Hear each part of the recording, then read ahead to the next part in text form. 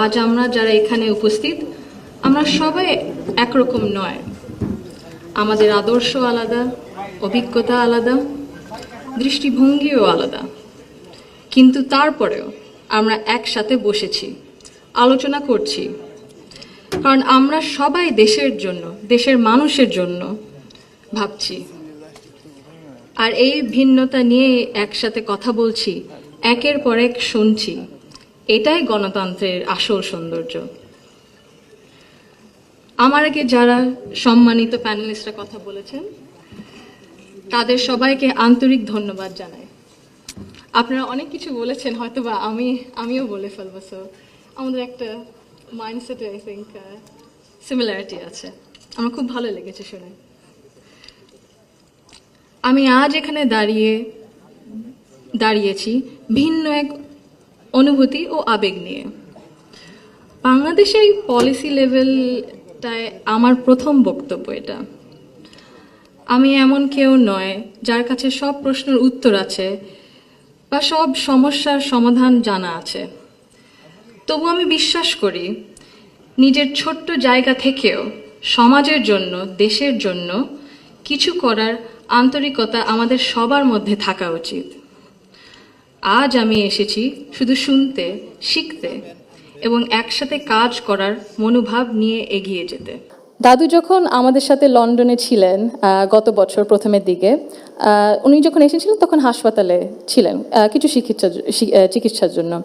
ওখানে বিভিন্ন দেশ থেকে নার্স ছিল, ডাক্তার ছিলেন, এবং একটি নার্স ছিলেন নাইজেরিয়া ওয়েস্ট আফ্রিকাতে। আম্মা আব্বা একদিন দাদুকে সকাল সকাল দেখতে গেছিল। তো নার্স তারপরে বলেছে যে, ও আমি তো আপনার মাকে চিনেছি। আম্মু আব্বু বললো, কিভাবে? আপনার মাই প্রথম ইলেক্টেড প্রাইম মিনিস্টার বাংলাদেশের না? আম্মু আব্বু তো অবাক, হ্যাঁ আপনি কিভাবে জানেন? তো নার্স তারপরে বললো যে, আপনাদের যে উনি যে এত কিছু করেছেন এই মেয়েদের শিক্ষার জন্য, specially primary education, food for education, cash for education, এগুলো আমাদের সরকার ওই 35-30 বছর আগে দেখে ইমপ্লিমেন্ট করেছিল। আর ওই কারণে লক্ষ লক্ষ মেয়েরা গ্রাম অঞ্চলে, ওদের দেশে গ্রাম অঞ্চলে বিভিন্ন জায়গায় সদরে এখনো শিক্ষা পাচ্ছে, অন্তত প্রাইমারি এডুকেশন লেভেলে। সো ভাবলাম একটু শেয়ার যদি করি, এখানেই করবো আপনাদের সাথে। জি। She also understood that education alone was not enough if women were not supported to remain in public and economic life. Supporting women to access credit, build livelihoods, and grow small businesses mattered. So did recognizing the realities of motherhood, of childcare, and that required systems being strengthened around maternity leave and childcare, which she did.